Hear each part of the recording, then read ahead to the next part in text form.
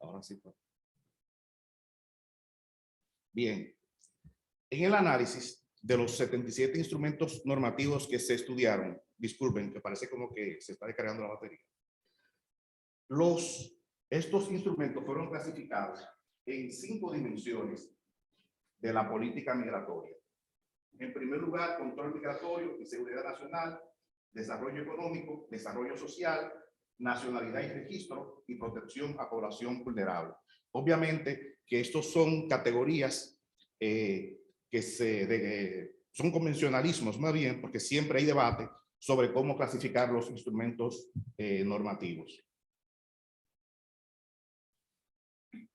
Un poco para ya entrar a lo que son los hallazgos del estudio, la primera parte de lo que es el desarrollo del contenido de la obra hace una revisión de los principales hitos históricos de la sociedad dominicana que marcan el ritmo de la adopción de determinados enfoques de políticas y los instrumentos específicos a lo que estos enfoques dieron lugar. No vamos a hacer ahora la historia patria, sino simplemente volver a lo que se decía al inicio sobre la importancia de contextualizar todo el análisis de los instrumentos normativos y de las políticas migratorias en sentido general en un contexto histórico determinado, en función de hitos históricos, en función de condiciones socioeconómicas y de las relaciones de poder entre los diferentes actores que participan en la toma de decisión de las políticas sobre las políticas migratorias.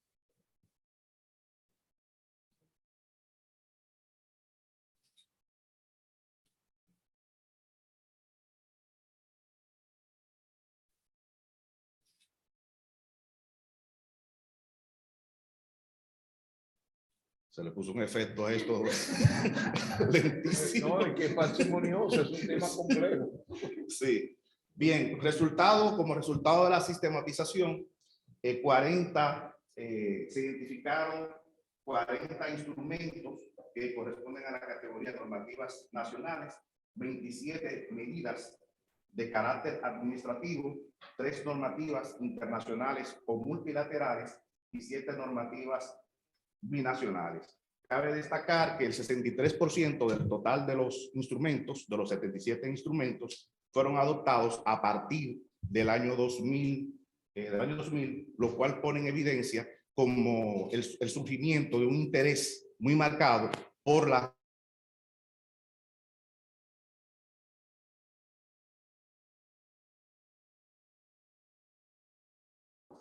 Esto lo vamos a ver más en detalle cuando repasemos la línea de tiempo.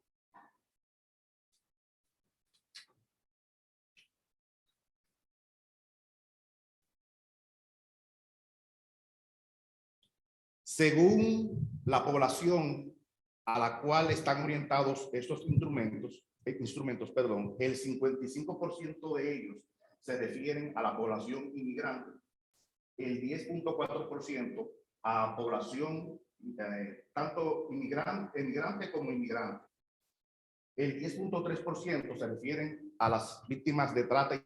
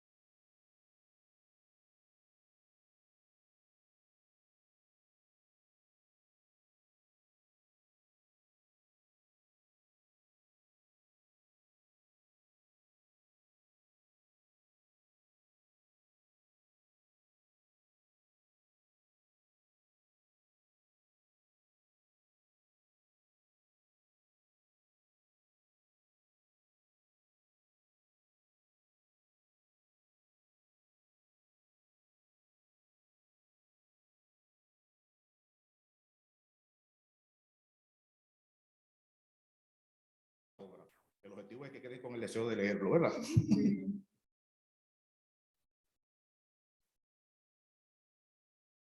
Bueno, como se ha quedado ya dicho, los datos reflejan que hasta mediados de la década de los 90, desde el principio del siglo XX o desde finales del siglo XIX hasta 1990, el registro de instrumentos normativos y los enfoques de estos evidencia que el interés era claramente el tema migratorio y la inmigración, la trata y tráfico y otros fenómenos migratorios de interés eran completamente obviados. Y eso se debe a dos razones fundamentales. Primero, el predominio entre los actores tomadores de decisión de la concepción de que la inmigración es un factor clave para el desarrollo económico, basado en el hecho de la necesidad de captación de mano de obra para el desarrollo del capitalismo agroexportador. En segundo lugar, la inmigración como tal empieza a ser significativa esencialmente a partir de la caída de la dictadura de Trujillo, cuando se inicia un proceso de inestabilidad política, cuando se inicia un proceso de inestabilidad política con el gobierno del triunvirato, la guerra del 65, los 12 años de Balaguer, etcétera. Ay, Mari, ¿qué es lo que está pasando? Soy yo. Ah, pero soy yo que tengo este problema aquí. Bien, esta línea de tiempo que se refiere exclusivamente a los hitos y a los instrumentos sobre política migratoria referidas a los emigrantes, parte desde, como acabamos de explicar, desde 1960 hasta el año 2017, fecha en la que se produce toda la discusión del Pacto Mundial por las Migraciones y se adopta todo el mecanismo de protección para garantizar los derechos de las personas migrantes, así como su inclusión social.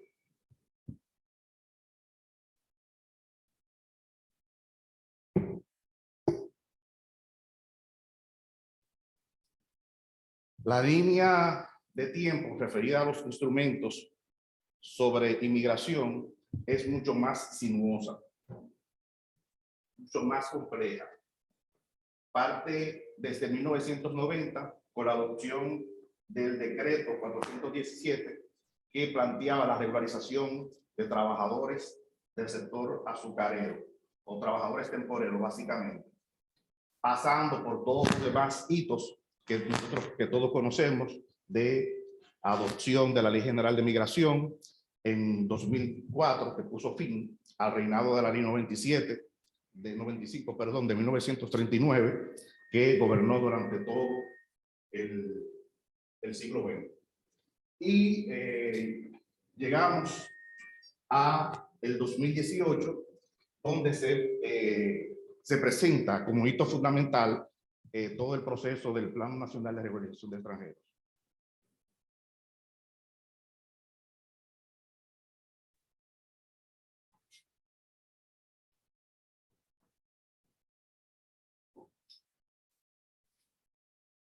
Bueno, ya concluyendo un poco con esta parte, yendo a lo que es la comprensión de las políticas migratorias en la Estrategia Nacional de Desarrollo, vemos que la Estrategia Nacional de Desarrollo hace un planteamiento sobre la necesidad de superar el abordaje tradicional de las migraciones para vincularla a tres elementos fundamentales. En primer lugar, tomar en cuenta la necesidad del desarrollo nacional desde una perspectiva mucho más holística, mucho más integral. En segundo lugar, el llamado a la protección de los dominicanos en el extranjero. Y en tercer lugar, la promoción del desarrollo de la zona fronteriza.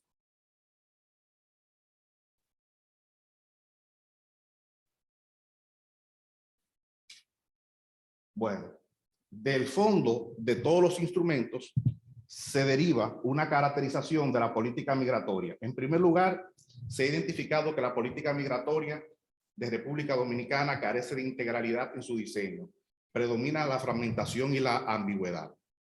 En segundo lugar, se constata dispersión normativa y arritmia en los procesos de alineación. Por ejemplo, tuvimos una ley de migración que modificaba en la práctica los procesos de adquisición de la nacionalidad dominicana. Luego, en el 2010, se hace la reforma constitucional para alinear la constitución a lo que decía la ley de migración. Y luego se dio el proceso inverso, en relación no al tema de nacionalidad, en los mismos instrumentos se dio una dinámica inversa en relación al proceso de deportaciones. ¿De acuerdo? Mientras que en la Ley General de Migración el enfoque de deportaciones no es tan garantista de derechos, en la Constitución se establece todo un marco de garantías en el artículo 69, donde se llega al punto de precisar que las garantías del debido proceso se aplican no solo a los procesos de tipo penal, sino también a los procesos de carácter administrativo, y se prohíbe de manera explícita que las autoridades administrativas puedan adoptar medidas que impliquen privación de libertad. Se constata, en tercer lugar,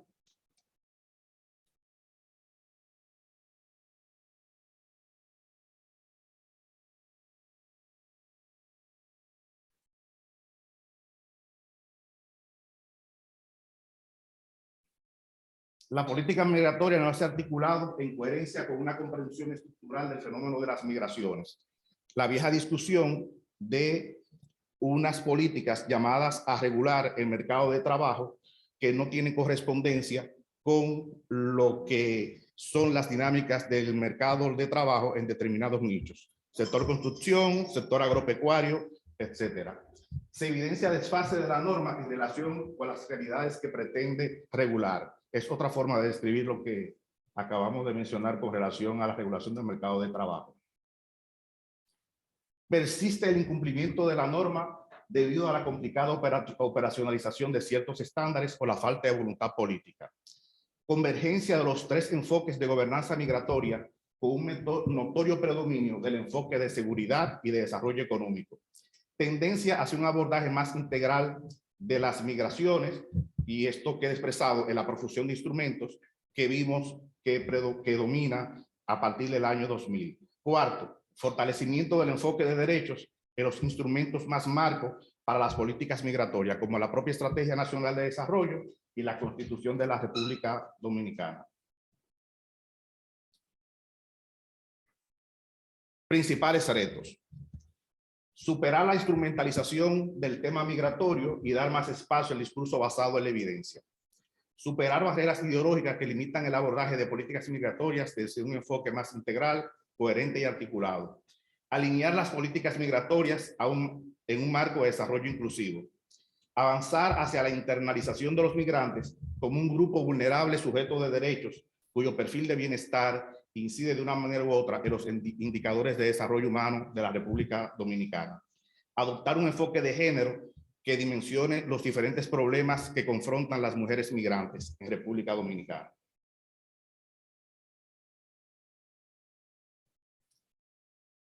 Principales recomendaciones. Número 1, fortalecer al Consejo Nacional de Migración como instancia responsable de la articulación y coordinación de la política migratoria. Elaborar un Plan Nacional de Migración alineado a los mandatos constitucionales, así como el marco estratégico de planificación establecido en la Estrategia Nacional de Desarrollo. Impulsar la investigación prospectiva y estratégica que arroje insumos para el intercambio de información entre los actores del sistema y el diseño de políticas en base a evidencia. Desarrollar una estrategia de comunicación para mejorar la comprensión de todos los actores, incluida la población en general de República Dominicana, sobre los desafíos migratorios y elevar el debate público sobre las políticas migratorias. De lo contrario, el avance en un sentido progresista de estas políticas será siempre muy limitado, muy restringido. Avanzar hacia la alineación de los instrumentos de políticas migratorias a la Constitución de la República y la Estrategia Nacional de Desarrollo. Hay varios elementos claves que se describen en la obra que se refieren a esos desafíos de alineación. Fortalecer el enfoque de derechos en la gestión administrativa de las migraciones, que es la dimensión donde más tensiones se generan. Fortalecer el marco de protección para los grupos migrantes más vulnerables, tales como niños, niñas y adolescentes en movilidad, mujeres migrantes, migrantes con discapacidad o migrantes con orientación sexual diferenciada.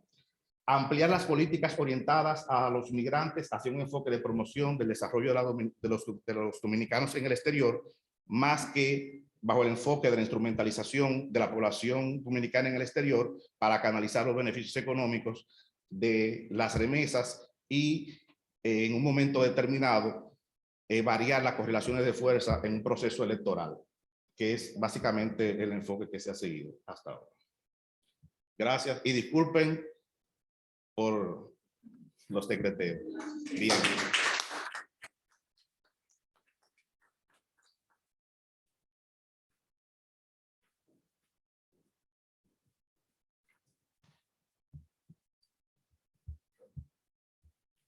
Y muchísimas gracias al señor Francisco Leonardo Félix por la presentación que ha hecho, bastante precisa y sintética. Y sin más, vamos a aprovechar ya este preámbulo sobre la obra para darle la oportunidad a las autoras que en sus propias palabras puedan hacer los comentarios que entiendan precisos acerca del libro, la presentación que acabamos de escuchar. Y luego de esto, pues, ver si de parte del público, tanto presente como a través de Zoom, tienen alguna pregunta puntual para estas tres damas. Buenas tardes. Gracias a todos y a todas por acompañarnos hoy. Gracias al Instituto por haber acogido este trabajo, que fueron casi un año de trabajo. Nos unimos aquí en el Instituto y terminamos trabajándolo ya cuando no estábamos formalmente elaborando aquí. Fue un gran reto que el propio instituto nos puso en las manos con una sola pregunta, o sea, ¿cuál ha sido la historia de la política migratoria? Y comenzamos trabajando con un marco del 1918 y vimos la necesidad de que teníamos que ir un poco más atrás para comprender procesos sociales y políticos que se dieron en República Dominicana y que marcaron, digamos, un giro en lo que es incluso alguno del marco que se le dan a los problemas, al tema de la migración y cómo se problematiza dentro de la política pública. Yo quisiera un poco contarles a nombre de mis compañeras, de Aris y de Rosana y de mí, o sea, cómo partimos para hacer este trabajo.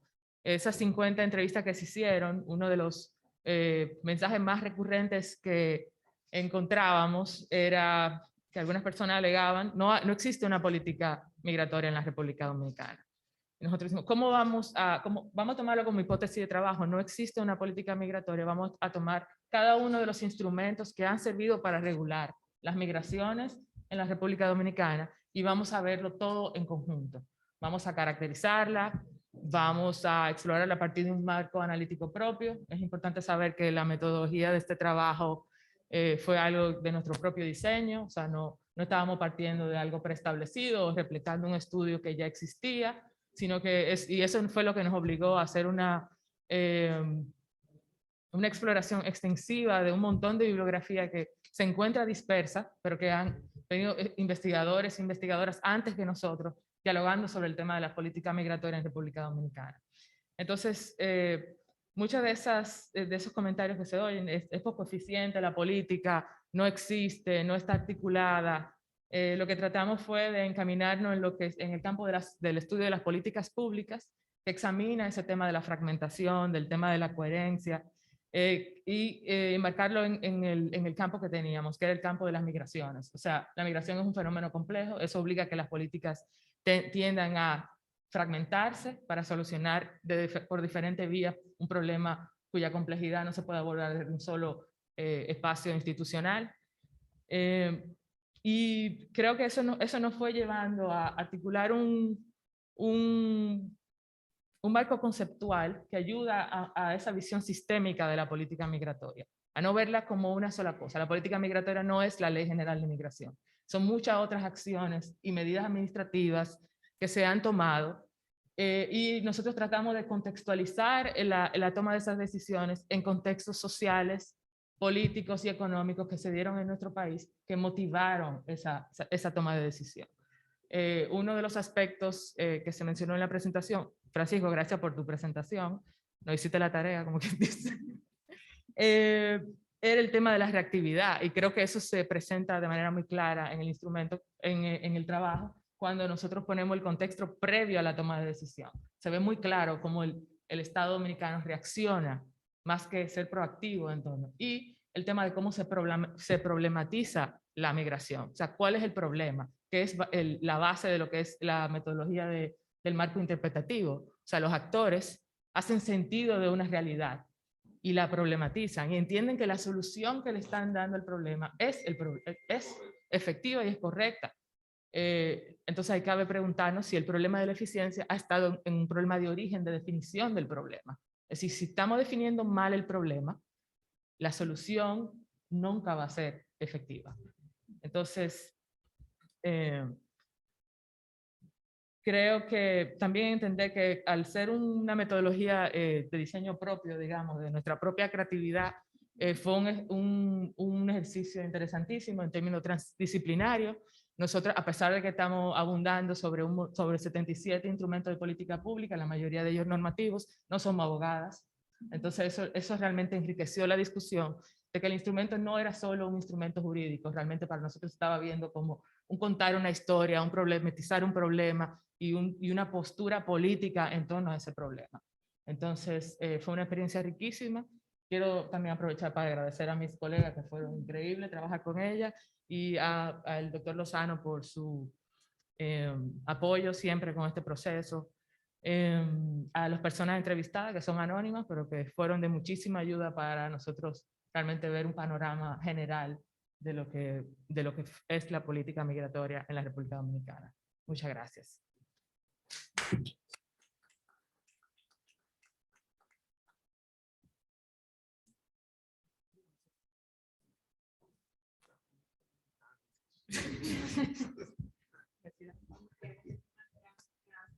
Las autoras por esa presentación breve sobre pues el libro y esclarecer tanto ese proceso creativo detrás de poder generar una obra de esta magnitud y la importancia que para el país podría tener pues tomar estas diversas recomendaciones a partir de este marco analítico pues que han desarrollado ellas para analizar no solamente las leyes que componen el marco legal regulatorio de las migraciones en el país y que buscan también aportar pues a la gestión de la inmigración, sino también a todas aquellas otras acciones que en materia de política pública se llevan a cabo como parte de esa gestión integral de las migraciones que esperamos que pueda aumentar siempre su integralidad, su coherencia y su enfoque en el respeto a los derechos humanos. Entonces vamos a dar un momentito para verificar si tenemos algunas preguntas a través de Zoom o si el público presente quiere realizar alguna pues precisión, expresar alguna inquietud respecto al libro. Sé que no han tenido la oportunidad de hojearlo tanto, tenemos aproximadamente unos 30 minutos acá y pues ver si hay algo que les haya generado curiosidad en esos minutitos que han tenido el libro en las manos, para si no dar paso a las palabras de cierre de nuestro director ejecutivo, el doctor Wilfredo Lozano.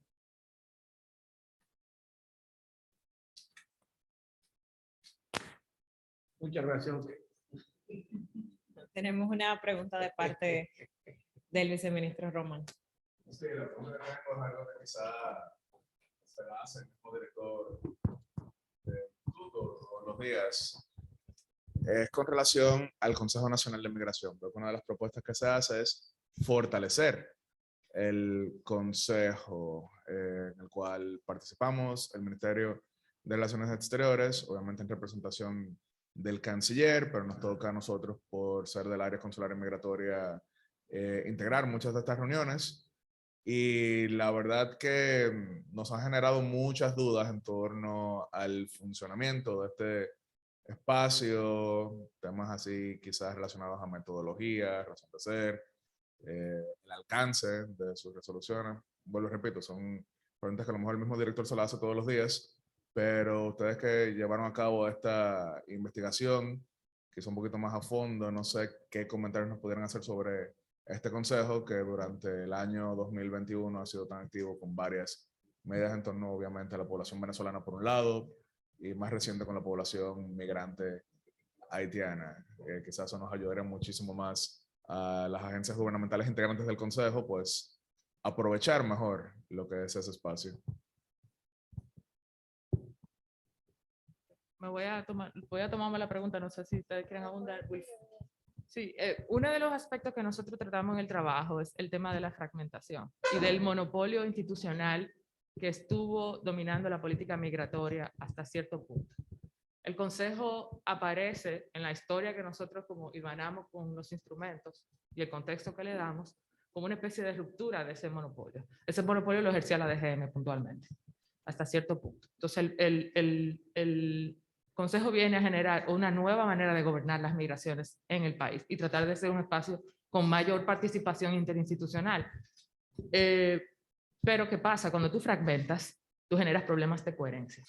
O sea, eso, dividir las funciones y delegar en diferentes instituciones que no necesariamente están coordinadas o que tienen o generan los mismos marcos de política, generan estas controversias. Y entonces la impresión que tenemos a partir del trabajo es que el Consejo en sí mismo se convirtió en un espacio donde chocaban estos marcos, es decir, el problema es este, el problema es este, no, el problema es este, y ataquémoslo de esta manera. Cuando se supone que es un espacio de concertación, en realidad, la impresión que nos da el hecho de que durante años el Consejo estuvo inactivo es que no logró ser ese espacio de concertación. Y de hecho se detuvo, se paró. Ahora vemos una reactivación y eso supone retos para lograr que las decisiones que emanen del Consejo sean coherentes. Y eso es un retazo para las personas que están sentadas en ese Consejo. Lograr conciliar todos esos marcos de política, toda esa concepción del problema de una manera articulada y coherente. Es un gran reto. Sí, para agregar ahí también que esa fragmentación no es per se negativa, porque es casi un ejercicio lo podemos pensar como cuando hacemos un ejercicio de especialización, ¿no? De que hay entidades que se encargan de unos temas y otras de otros, pero que hay cierta transversalidad.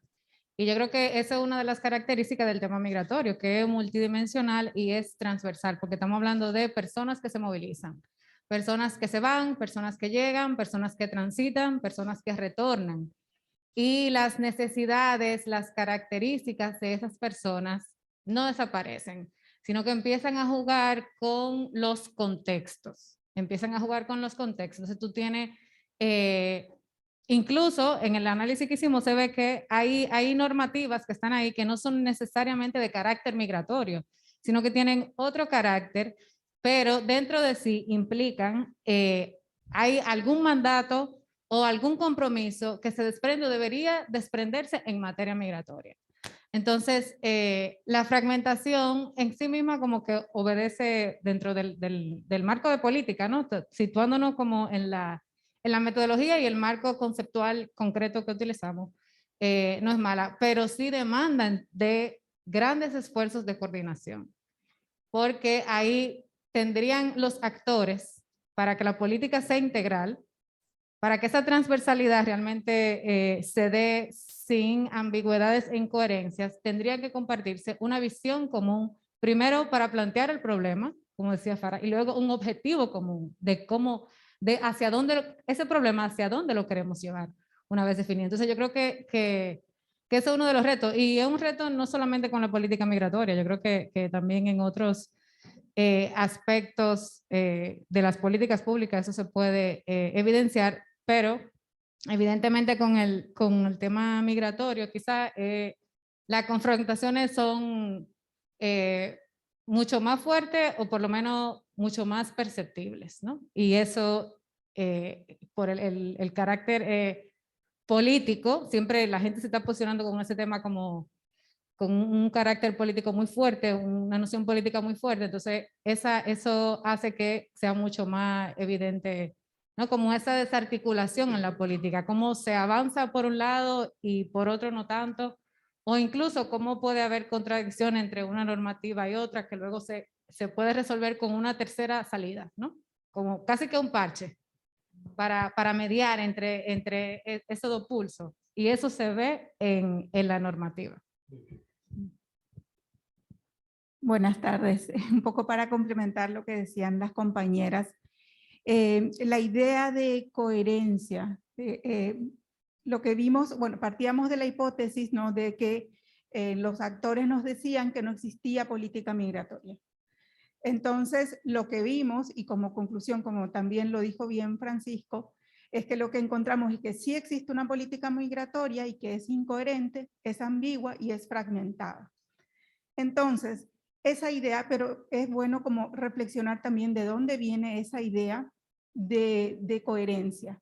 La coherencia responde también a una falta de información, o puede responder a una falta de información, una falta de evidencia con respecto a una problemática dada. Entonces decimos que no hay una racionalidad, o que la racionalidad está limitada por esa falta de información, ¿no? Pero también esa coherencia que se refleja, incoherencia, perdón, que se refleja en la ambigüedad, también puede aparecer como una solución a qué, a la controversia de la que justamente hablaba un poco Aris, ¿no? Entonces, la pregunta que creo que aquí hay que un poco direccionar es, ¿se soluciona esa controversia? La ambigüedad aparece como solución a la controversia, pero en realidad, ¿soluciona el problema? ¿Es una solución al problema? Y esas son las preguntas que realmente lo que vimos son las que tienen que direccionar esa actuación de ese organismo que es el Consejo Nacional de Migración como articulador de esa problemática y un poco como mediador, digamos, en la actuación de todos los actores que pueden intervenir. Que al final la pregunta era sobre el consejo y no sé si con lo que yo di lo conecté, pero la idea era precisamente, yo lo que quería relevar era como la necesidad de ese espacio. Yo no sé si con esas características que tiene actualmente y como está definido, pero de que hace falta ese espacio de concertación o de disputa democrática, por decirlo de alguna manera, sí evidente. Como eso sí hace falta en materia de política migratoria. Sí, y eso entiendo yo que era lo que estaba llamado a hacer ese consejo. Ese es un tema caro que me toca fuertemente porque yo fui de los responsables de introducir la figura del consejo.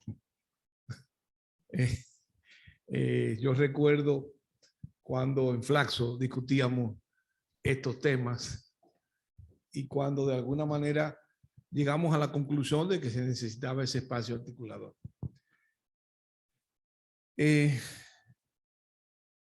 Podemos discutir esto hasta el infinito, pero aquí hay dos cosas que yo quisiera reiterar. En primer lugar, cuando se introdujo la figura del Consejo Nacional de Migración, que en ese momento cuando lo introdujimos, la expresión no era consejo, sino Comisión Nacional de Migración. Fue en el Senado que le cambiaron el nombre y pusieron por consejo. A mi manera de ver para bien. La idea del consejo le da un tono solemne y aparentemente más contundente en su toma de decisiones. La idea era precisamente esa. La idea del consejo reconoce que la migración, las políticas de migración son por definición múltiples y polidireccionales. Y por eso entiende, en segundo lugar, que hay que sentar a la misma mesa a los diversos componentes de ese ejercicio, ¿verdad? De ordenamiento, de gobierno, de gobernanza migratoria, a fin de articular lo mejor posible las decisiones del Estado. Pero ahí comienzan los problemas.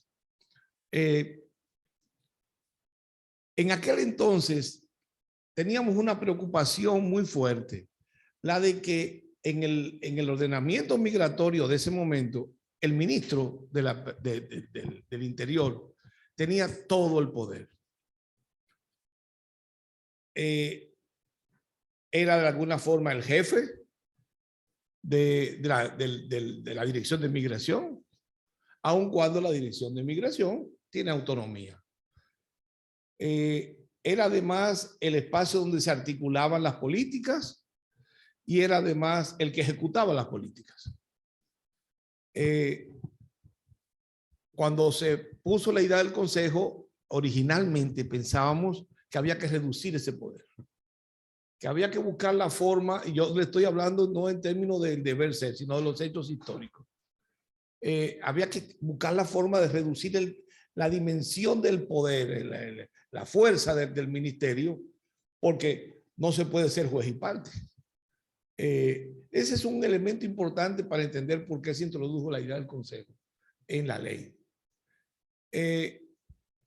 Por eso, originalmente, aunque hay por ahí gente que habla de que armó el proyecto de ley y lo hicieron allá en aquellos años, por eso cuando se armó en Cancillería el proyecto, la figura del presidente del Consejo no era el ministro de Interior, era el canciller. ¿Y cuál era la idea? La idea era que no se podía depositar en una sola canasta todos los huevos. Entonces, si por la vía de Interior se aplica la política, hay que buscar un balance en el que haya algún freno en la construcción de la política al poder de quien la aplica. Es un tema importante. Y aquí viene la política grosera, la política de menor trascendencia institucional. Y es la siguiente. Como todo ese poder estaba localizado en sectores determinados, y Hugo Tolentino salió de la escena, ¿te acuerdas, Rubén? Quienes pasaron a controlar el proyecto, ¿qué hicieron? En vez de poner de presidente del Consejo al canciller o a cualquier otro, pudo haber sido el ministro de Trabajo, por ejemplo, que también es una figura relevante en el sistema migratorio. Lo que se hizo fue volver a concentrar todo el poder en manos de una sola figura institucional, el Ministerio de Interior y Policía, leyendo a ese ministerio como una fuerza articulada que arrastra a la Dirección de Migración. Entonces, ahí hay un problema de orden político muy fuerte. Y eso nos lleva al segundo problema, que aquí no hemos visto. Hace mucho tiempo, un famoso politólogo español, Juan Lins, que seguro ustedes han leído, Juan Luis Lins escribió un artículo. Suerte que ya no tenemos nada que ver con Francisco.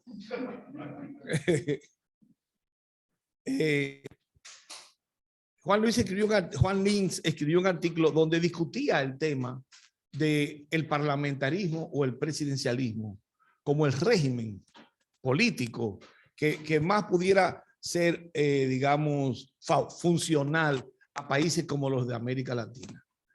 Hubo toda una discusión sobre eso. Yo recuerdo en esos años, todo ese artículo fue famoso.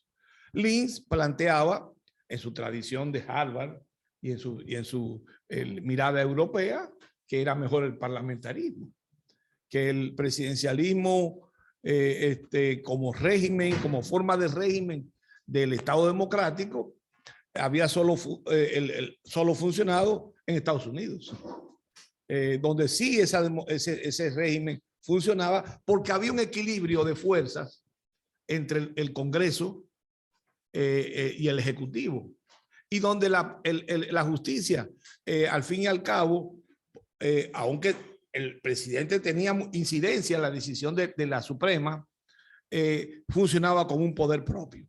Entonces, pero fuera del caso americano, era difícil sostener la defensa del presidencialismo frente al parlamentarismo. Lo digo esto porque un problema importante en este caso, para entender esos baches que ustedes plantean, no está en el Ministerio de Interior. Está en una forma de régimen, en un marco institucional presidencialista, donde el presidente prácticamente tiene la última palabra en todo. Entonces, esa es una dificultad seria, importante, para comprender esos límites que ustedes plantean. No es simplemente un problema de la voluntad o no del ministro, o de todos los ministros, tiene que ver con la presidencia. Entonces, yo creo que nos falta mucho para poder llegar a ese ideal. Pero me parece a mí que al fin y al cabo se va avanzando. Yo creo que estamos en una vía de una lógica presidencialista más liberal, más pluralista realmente, de mayor participación, pero dista mucho la solución de esos difíciles problemas que ustedes detectan en su libro, de avanzar en la solución final de esto, si es que tiene final. Pero esto nos deja una lección, y es que esos problemas institucionales que ustedes plantean, esos problemas de la coherencia lógica de las políticas, tienen que ver con los regímenes políticos y tienen que ver con los actores políticos. Y este es un tema que ustedes deben escribir otro libro para completar el asunto. Cuando yo leí el libro, es muy lindo el libro, yo las estimulé mucho a que escribieran el libro. El punto, la parte oscura, el hoyo negro de ese universo está ahí. Es decir, y es un debate, no es una carencia de ustedes, es un problema del enfoque de las políticas públicas. Cuando nos discutimos de las políticas públicas, pensamos a veces que ellas penden en el cielo como que tienen luz propia y funcionan solas. No, eso depende de actores, eso depende de contextos políticos, es decir, de relaciones de poder. Pero de todos modos, la pregunta de Haxel sigue en el aire. Yo creo que el consejo sí es útil y ha dado resultados interesantes. Pónganse a pensar antes, si en esta ley no estuviera ese consejo, ¿qué hubiera sido de la cuestión migratoria hoy día? Sin un contrapeso, qué sé yo, a la idea del Ministerio de Interior, que tiene una lógica seguritaria, sin el contrapeso del ministro de Agricultura, que sí entiende la necesidad de mano de obra en los cultivos, o del Ministerio de Salud, que aporta la idea de que el tema de salud atraviesa universalmente los derechos, etcétera, etcétera. Entonces, ahí en ese consejo se discuten todas esas cosas. Y de alguna manera hay una búsqueda de equilibrio y de compromiso que en ese marco presidencialista, donde todo el mundo tiene miedo de asumir una decisión que no pase por la mirada positiva, sancionadora del presidente. Entonces yo creo que eso es un avance, a mí me parece, haciendo una lectura realista del asunto sin desconocer las dificultades. Entonces, a mí me parece que pese a todas las cosas, esa idea del Consejo es un avance positivo, y pocos países tienen una figura como esa, en la región me refiero. Yo no veo en países como Argentina, como Perú, como el propio México, una figura institucional donde haya ese potencial de acuerdo como la que tenemos. Y eso yo creo que es interesante y abre un horizonte de compromiso inacabado, diría yo. Sí, Francisco.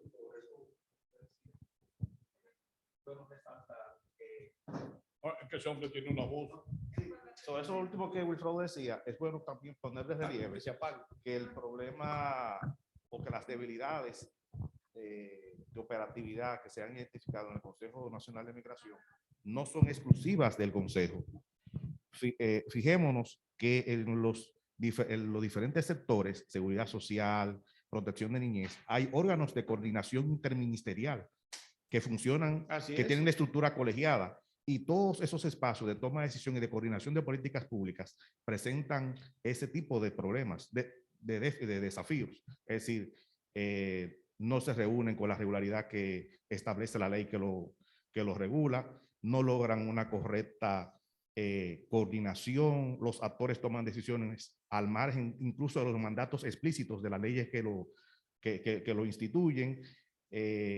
No se hace caso a la evidencia que se pone sobre la mesa a la hora de discutir las políticas que se deben adoptar, de manera que, como usted planteaba, antes de llegar a ese punto, hay todo un trasfondo de cultura política, de madurez institucional en el Estado Dominicano que se expresa en todos estos espacios de toma de decisión. Josué y después Rubén Silva. Quisiera ir en la misma línea del, No graben nada porque esto es peligrosísimo. del viceministro. Es un tipo de consejo de ese carácter puede tomar dos direcciones. O es un consejo consultivo al cual se llega con temáticas abiertas, se escucha a los actores y se toman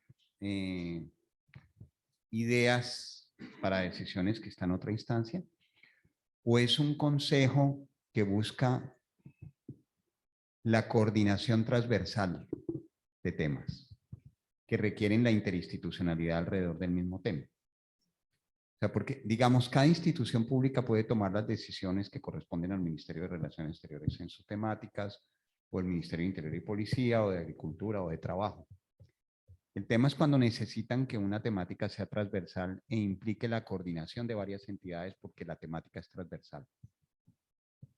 En ese caso, lo ideal es que operara con una agenda previa, con una documentación y argumentación del tema, y entonces lo que salgan sean políticas con unas tareas de transversalidad institucional.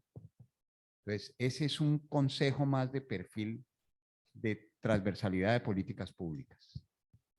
La sensación que da, la dinámica actual que lleva, es que el consejo es más un consejo actualmente consultivo y de reflexión y de debate. Eso no significa que sea mejor o peor que el otro, simplemente que en un consejo más de transversalidad de políticas públicas, la presidencia y la secretaría técnica juegan un rol mucho más preponderante.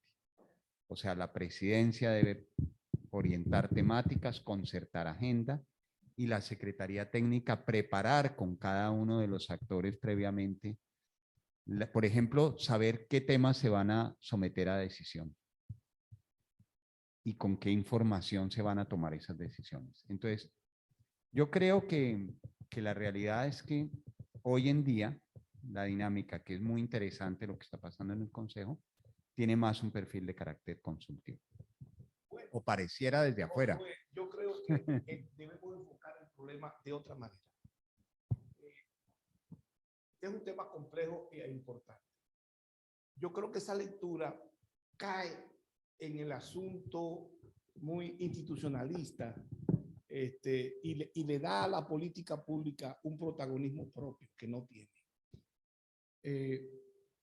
Fíjate, en la ley, el Consejo tiene una función deliberativa. El Consejo toma decisiones de políticas migratorias, precisamente en el espíritu que tú planteas. Es decir, en la ley. La idea es que como la migración, por definición, como lo han definido brillantemente ellas en su libro, es transversal en sus consecuencias, debe serlo también en sus determinaciones. Entonces, es decir, en lo que decide, en lo que se hace. Y la figura del consejo lo que pretende es involucrar a los actores institucionales que podrían tener mayor peso en la articulación de esas decisiones, precisamente porque hay una transversalidad de las consecuencias. Esa es la idea y eso es bueno. El problema está en que eso tiene un vicio institucional general del Estado, donde primeramente el ministro tenía todo el poder único. Aplicaba la ley, interpretaba la ley y hacía la ley. Entonces, ese era un problema muy serio. El Consejo intenta frenar eso, pero lo frena mal, por una razón de política menuda.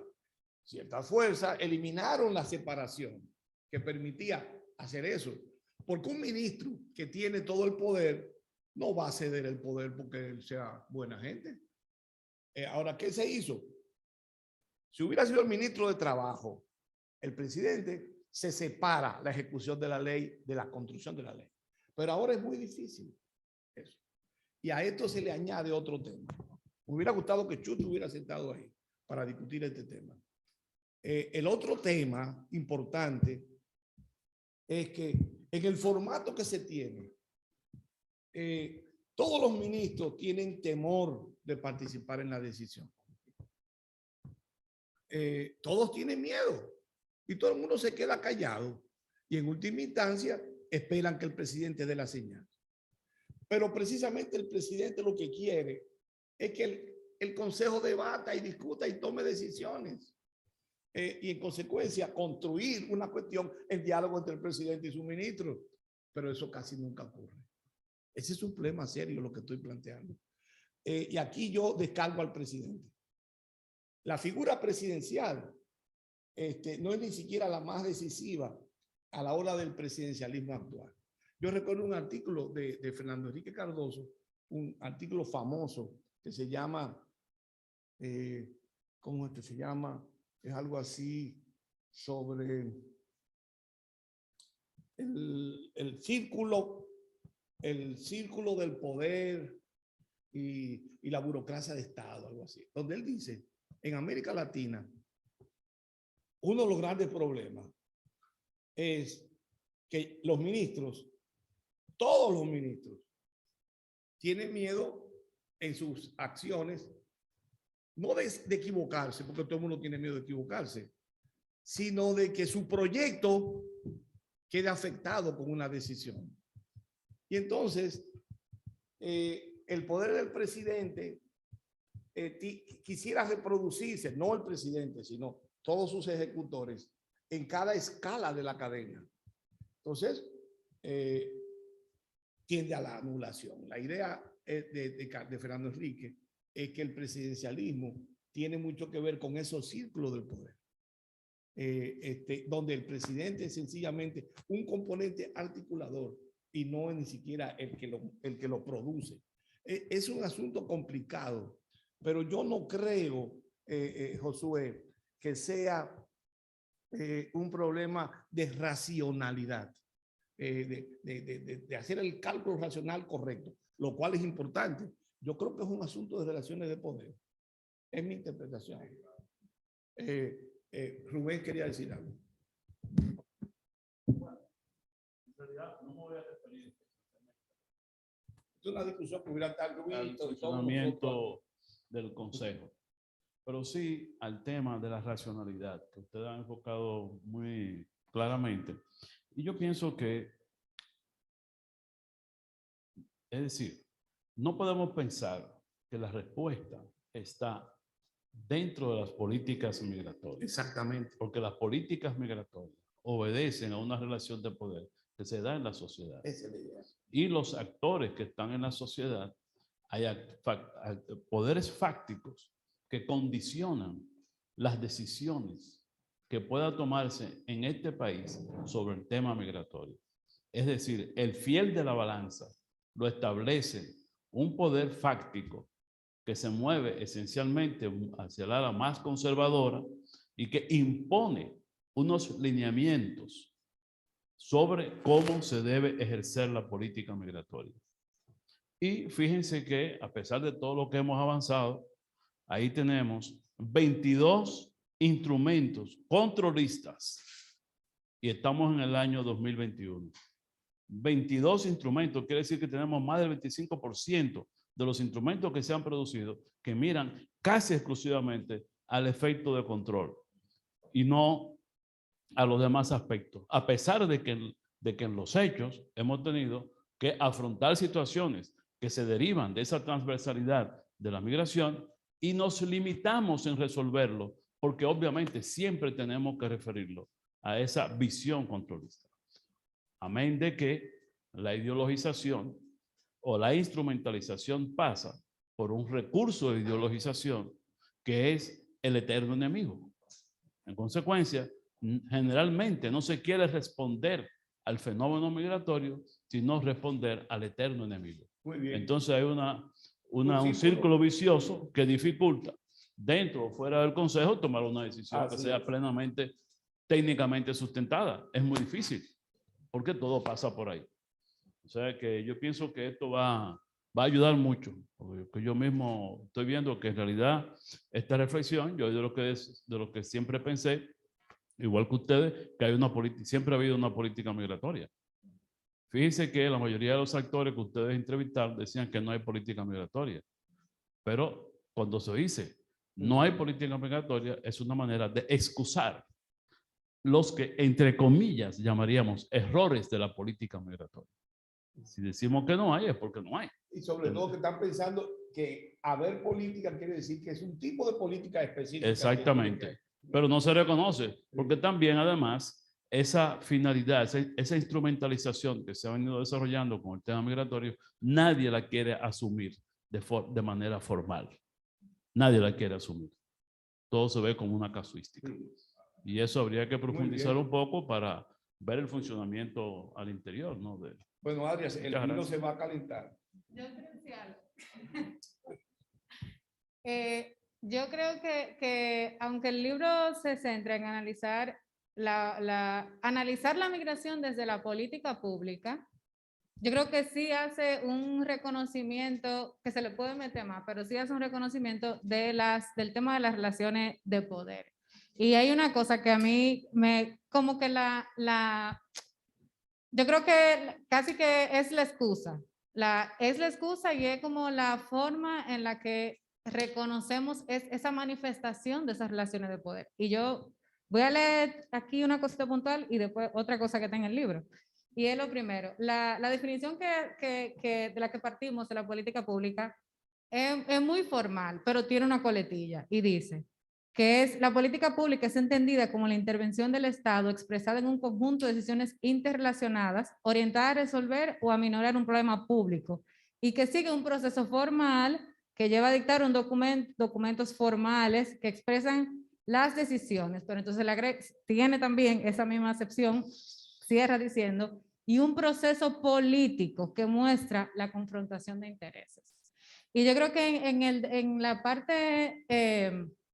hay un capítulo 3 que es donde están los resultados, ¿no? Y tiene una parte primero que hacemos una descripción de la matriz que realizamos. Bueno, cómo lo organizamos, cuál fue la política, cuál población, el problema que identificamos que enuncia la normativa, cuál fue el contexto, hacemos un cuadro ahí, como buscamos fuentes históricas que estaba pasando en ese momento, cómo eso se puede articular de esta medida.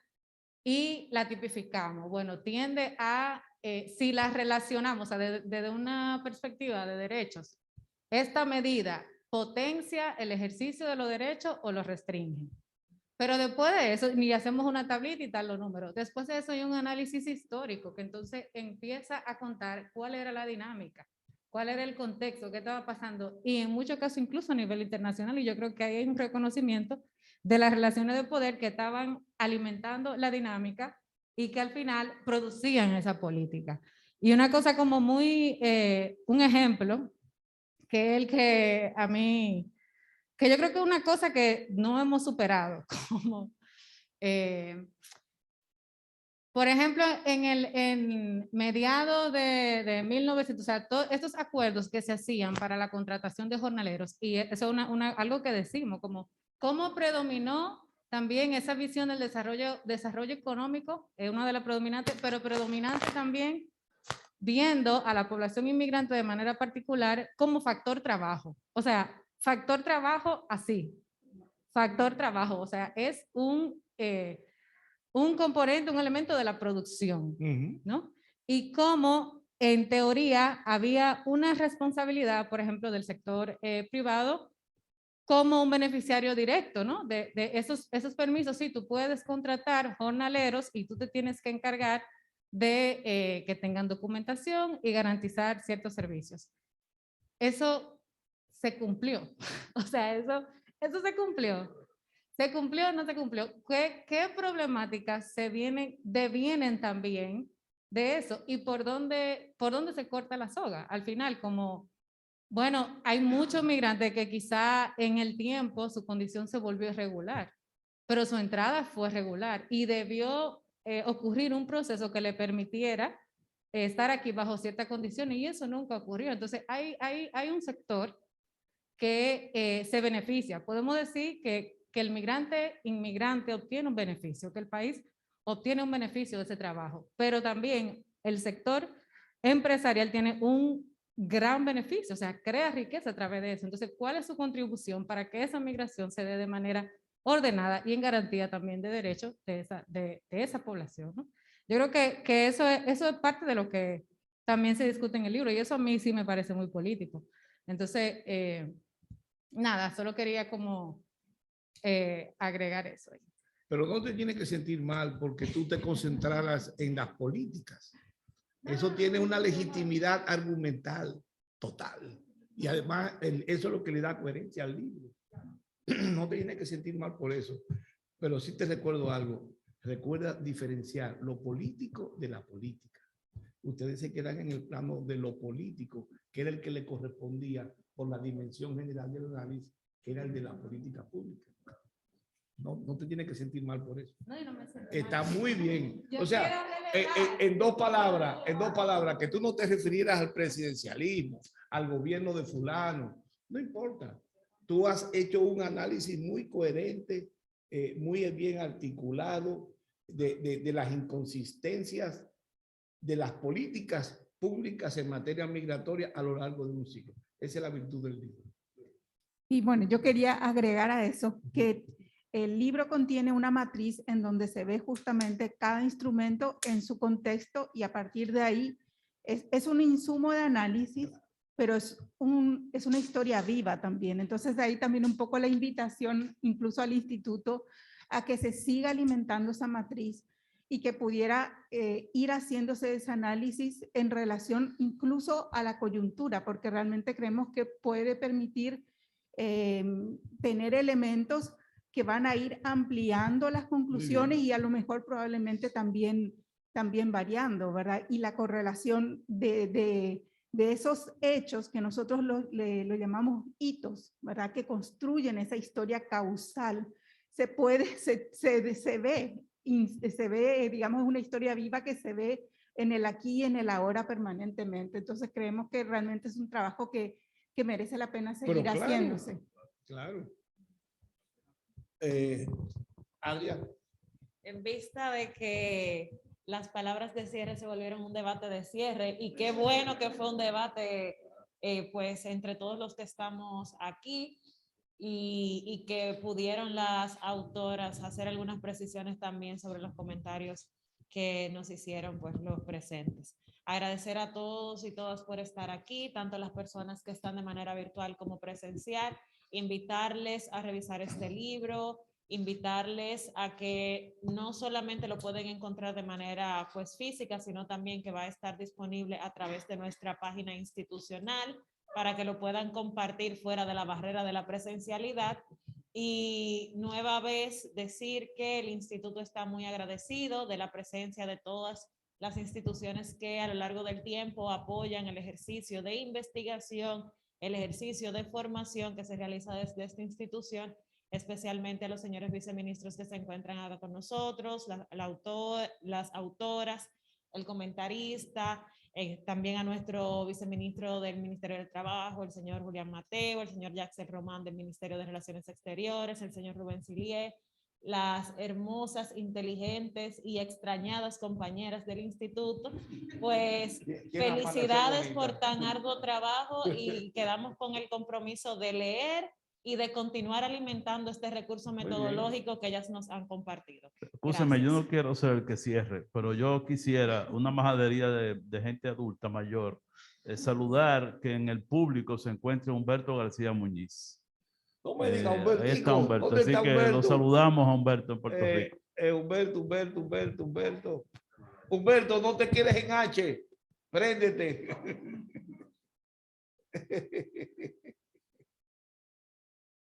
Qué bien. Qué bueno, Humberto.